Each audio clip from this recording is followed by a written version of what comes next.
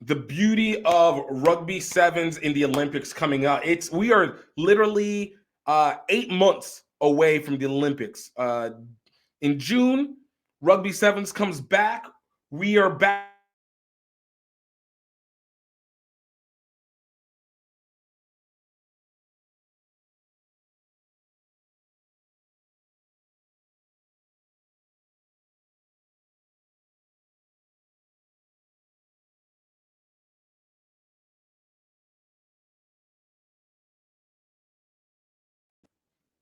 All right. Sorry, I'm getting a little bit of a delay on our internet issues.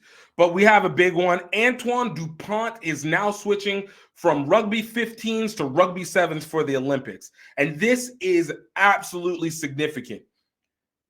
Now, for those who don't know, who is Antone Dupont? Antone Dupont is the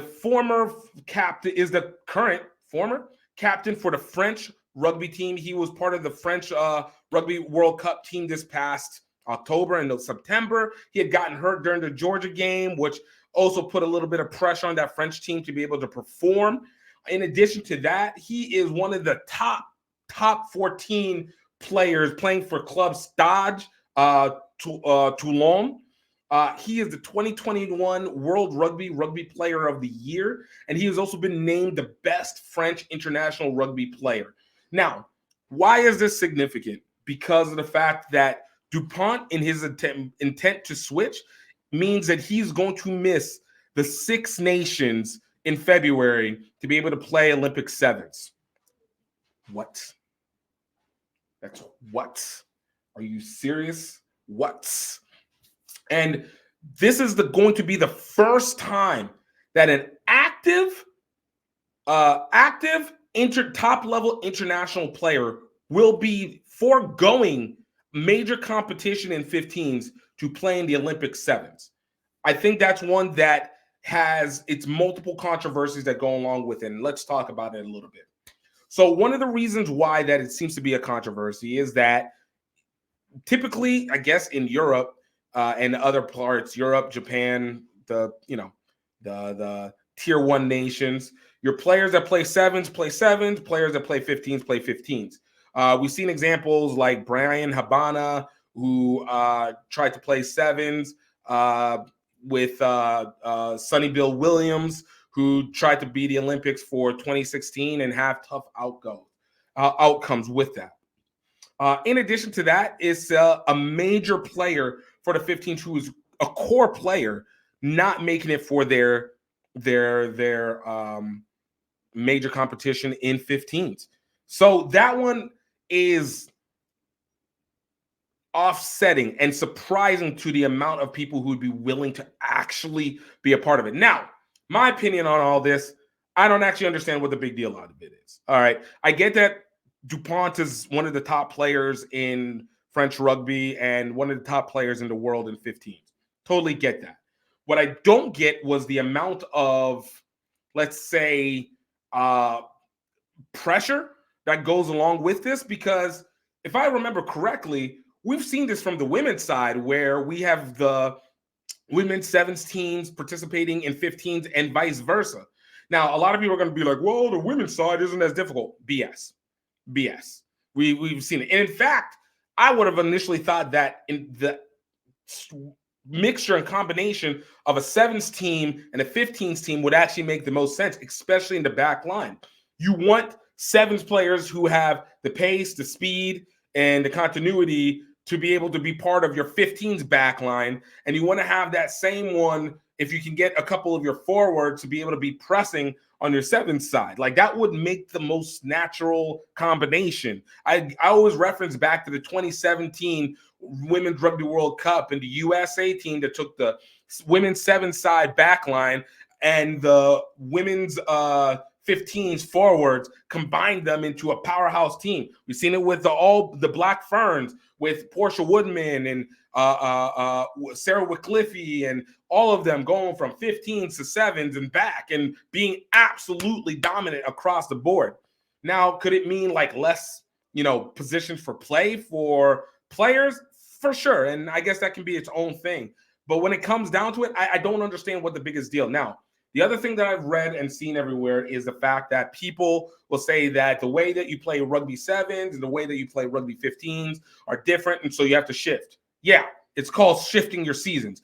In the U.S., in football, if you play football, you either did football, basketball, and track, or football and track. And you know what you have to do? You have to adjust your play time, adjust the way that you are seeing the game, adjust the way that you work out so you can accommodate for that season. It's called being a multi-sport athlete.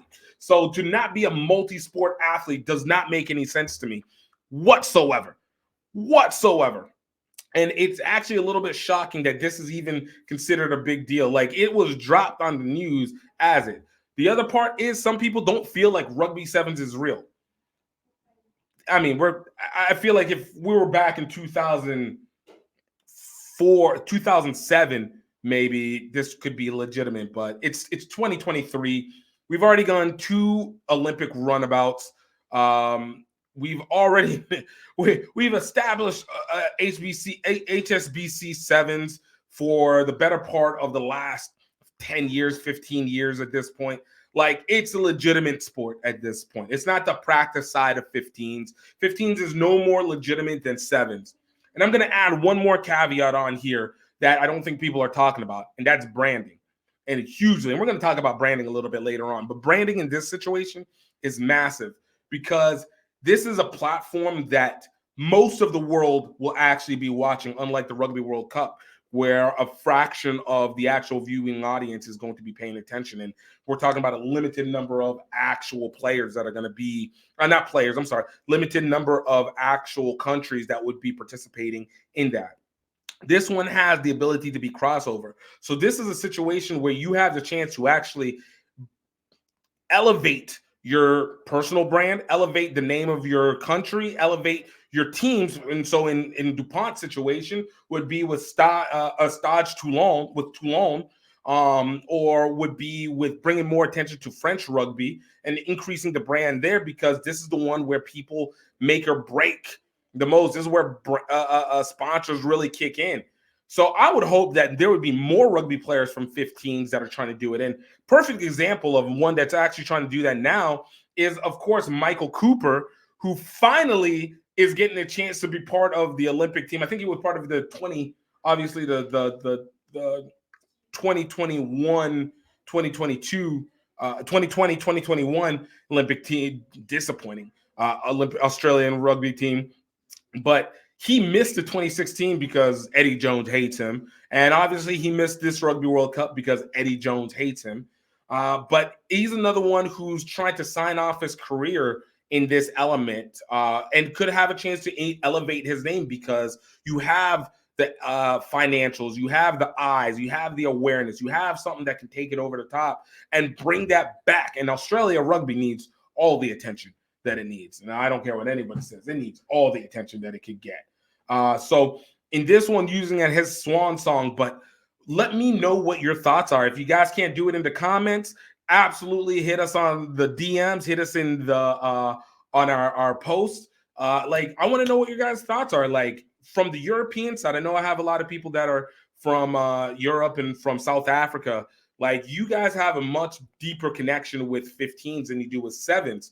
So tell me, why is this so significant for you? Because from the American side, we're so used to having to play both 15s and 7s. It doesn't seem like this is an unnatural connection. This seems very, very, by the book, by all intents and purposes. So let me know what your guys' thoughts on this one is, because frankly, I think this is the best, and I don't know what the biggest deal about this is. All right.